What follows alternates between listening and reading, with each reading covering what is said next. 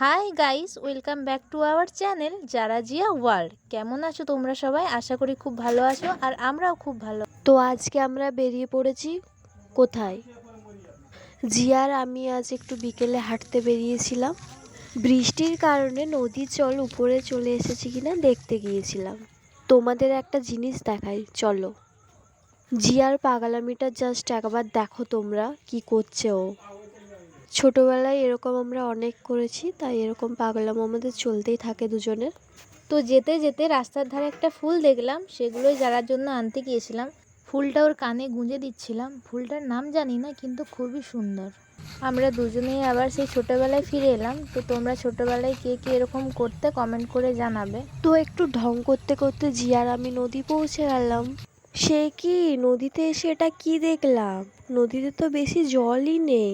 তোমাদের যদি ভিডিওটা ভালো লেগে থাকে, like, comment, share and subscribe করে দিও। টাটা।